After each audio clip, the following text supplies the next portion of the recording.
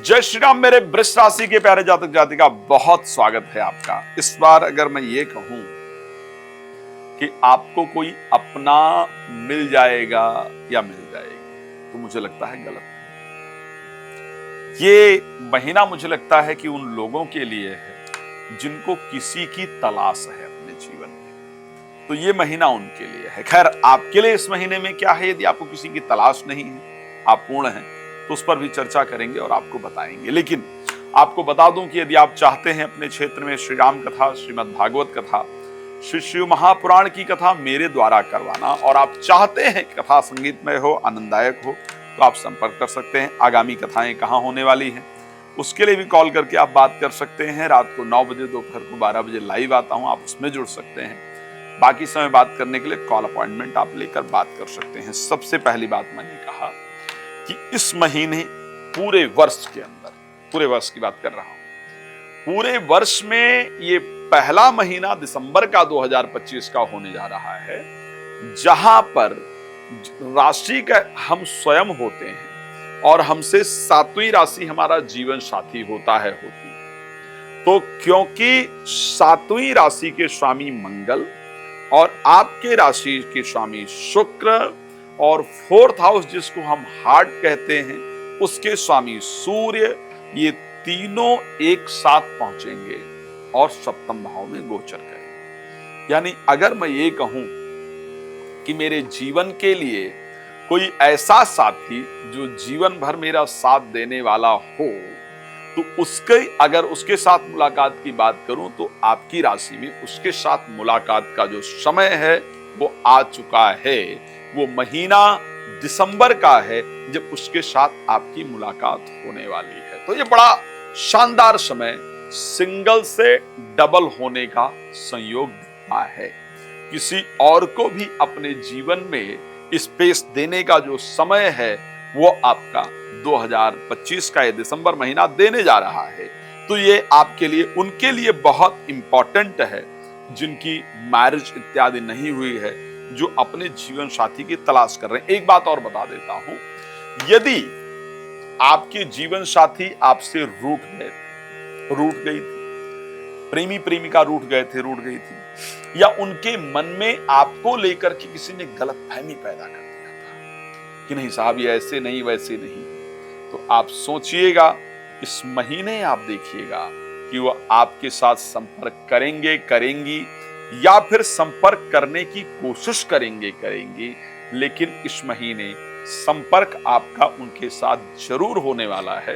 इस बात को ध्यान रखिएगा। भगवान खैर प्रसन्न रखें, आपकी कामना पूर्ण हो। एक बात जो सबसे इंपॉर्टेंट मुझे लगती है, ऋषि पाराशर ने कहा कि अगर 6ठे भाव के अंदर बुध गोचर करें तो विवेकवादी बनाते हैं, बुद्धिमान बनाते हैं। ये महीना मैं निश्चित कह सकता हूं कि आप विवेकवादी होंगे। विवेकवादी का शब्दार्थ यह है कि आपके द्वारा लिए गए जो डिसीजंस है ना, वो परफेक्ट होंगे। इस महीने आपका व्यवहार बदला रहेगा। आप कुछ ऐसे फैसले लेने वाली हैं जो कि आपके फ्यूचर में आपकी बहुत मदद करने वाला होगा, आपके फ्यूचर में चेंज लाने वाला होगा।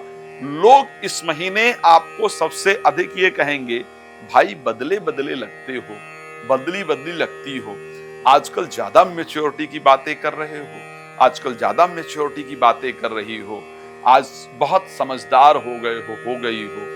आपके माता पिता आपके पीछे इस बात की चर्चा जरूर करेंगे कि मेरी बेटा बेटी ज्यादा मैच्योर हो गए।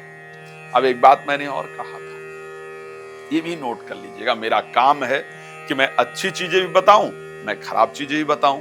अच्छी इसलिए बताता हूं कि प्रसन्न हो जाइए, उस पर काम कीजिए। खराब इसलिए बताता हूं कि आप उसको लेकर के सावधान रहिए। एक बात और ऋषि पाराशर ने कहा है कि 7th में सूर्य का होना, 7th हाउस के अंतर्गत सूर्य का होना जीवन साथी के अंदर कलेश करने की इच्छा उत्पन्न कर देता है।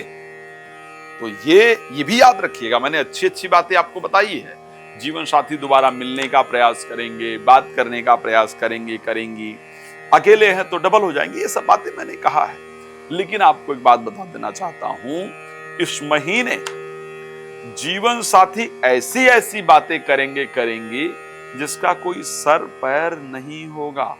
आप भी सोचेंगे मतलब विदाउट किसी रीजन के हम झगड़ रहे हैं, कोई लॉजिक नहीं है।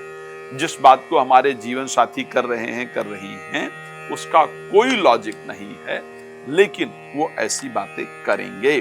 तो जब वो ऐसी बातें करें तो ये सोच लेना चाहिए कि भाई मेरे सातवें घर में सूर्य गोचर कर रहे हैं और ये 15 तारीख तक ही होने वाला है। तो फिर ऐसी कंडीशन में शांत रहना चाहिए, समय है।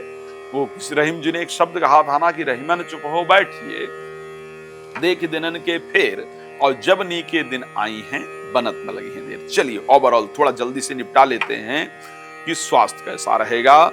तो स्वास्थ्य के पॉइंट ऑफ व्यू से ये मंथ आपके लिए बहुत शानदार रहेगा, करीब करीब उसी प्रकार रहेगा। थोड़ा गुस्सा वगैरह आएगा ऐसा दिख रहा है, और थोड़ा जो पित्त की प्रकृति है वो डिसबैलेंस होगी।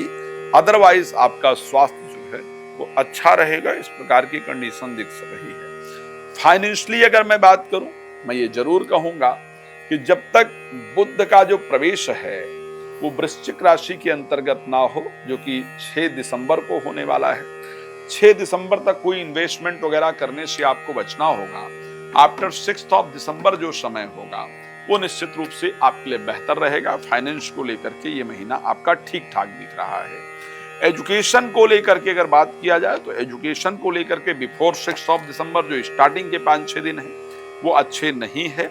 उसके बाद के जो 5-6 दिन के बाद है, जब बुध वृश्चिक राशि में चले जाएंगे 6 दिसंबर को, उसके बाद की परिस्थिति आपके लिए परिवर्तित होगी। उसके बाद का समय आपके लिए अच्छा होगा। तो 6 दिसंबर तक इन्वेस्टमेंट करने से बचना है, मित्रों पर बहुत भरोसा नहीं करना है, एजुकेशन पर प्रॉपर ध्यान रखना है, संतान इत्यादि को डांटना नहीं है, संतान इत्यादि प्राप्ति के लिए कोई IVF इत्यादि मेडिकल ट्रीटमेंट इतने दिन में नहीं, 6 तारीख तक नहीं लेना है।